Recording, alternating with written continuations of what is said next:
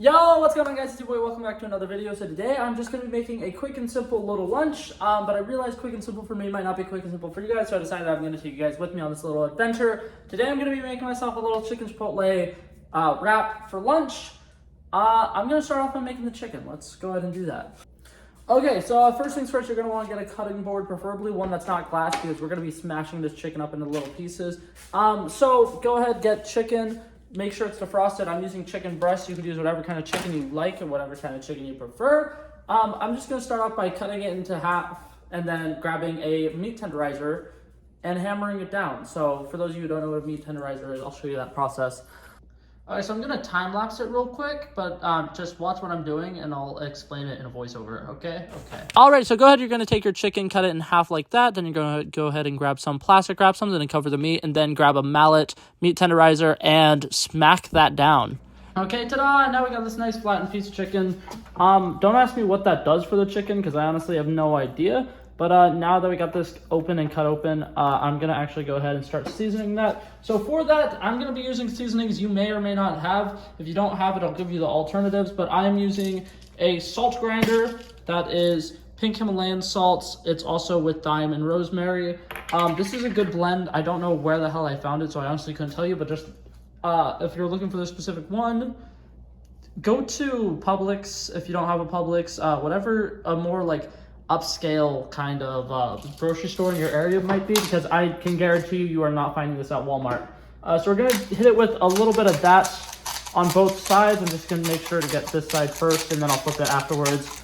But you're going to go ahead and do that on both sides. And then as well, we're going to be using hand-cracked black pepper. And then I'm going to be grabbing some garlic as well in a little bit and throwing that on top. Okay, now I got this seasoned up with everything I mentioned before. I forgot to mention, if you don't have this mix, just make sure to use regular salts. And then if you have thyme or rosemary, like you just happen to have that, you can throw that in there as well. It's fully optional, fully up to you. But the other seasoning that I'm recommending using is a little bit of smoked paprika and then chipotle powder, because I'm making myself a chipotle wrap. So chipotle seems like a no-brainer. If you have chipotle powder, that is. Alrighty, and now it's time to cook up that chicken. So starting off, we're going to go ahead and get out a nice big size pan. You honestly could probably use a smaller pan as well. I just prefer using a big size pan. And now I'm going to put a little bit of olive oil down on the pan just to coat the bottom of it. And then I'm going to go ahead and put that to medium to high heat. And I'm just going to straight up put the chicken down, let it cook for about 2.5 minutes on one side, and then flip it over and let it cook for about another 2 minutes on the other side.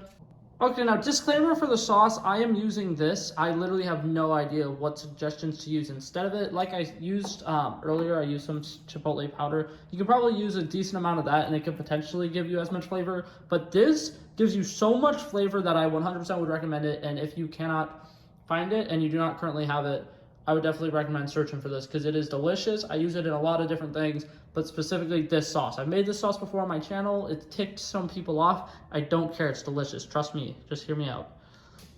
So we're actually going to start off with mayonnaise, a decent amount of mayonnaise in here, and then we're going to put a little bit of heavy cream in with it as well. All right, the heavy cream is just to give it a bit of a more liquidier consistency. Next, typically I would dice up some pickles, but I don't have the patience for that. I'm getting relish. I know you guys are probably thinking, Blake, you're making tartar sauce. What the fuck are you thinking? Trust me, it's going to be good. Just trust the process.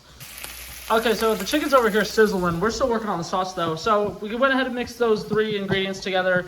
Now we're going to go ahead and add in a medium-sized spoonful of this. Not a lot. You do too much, it's going to be too spicy, but a decent amount of this. And then you're also going to put in about a tablespoon of brown sugar, a little bit of honey to taste, and a little bit of salt and pepper. Alrighty, so we went ahead and got our chicken here. It's nice and cooked.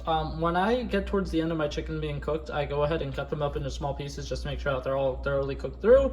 But now we're going to cut these into even smaller bite-sized pieces, and then we're going to start assembling it. Okay, voiceover Blake is back. So first off, you want to go ahead and start off with your sauce, put some on the bottom and spread it around. Then you're going to go ahead and get your chicken. Be generous with your chicken. Put a lot on there. Just make sure that you're able to wrap it when it's done. After that, I'm going to go ahead and put some diced tomatoes on mine as well. I'm not going to do a lot. I'm just going to sprinkle on a little bit here and there. And then to top it off, we're going to put some shredded iceberg lettuce on it. Yes, I get the pre-shredded stuff. I don't care. It makes it easier. And I definitely would recommend just getting a bag of this and having it in your fridge at all times. Okay, so for this next part, it's going to be a little interesting, but just hear me out. So you want to go ahead and get some oil on a pan. Get 2 different kinds of cheeses. You could also just do one kind of cheese if that's what you prefer. I just like a combination. So I'm going to put a little bit of Italian-style cheese down, and then I'm going to put some shredded cheese on top of that. And then I accidentally forgot to show me wrapping my wrap. But after that, you want to go ahead and get your wrap that's already wrapped.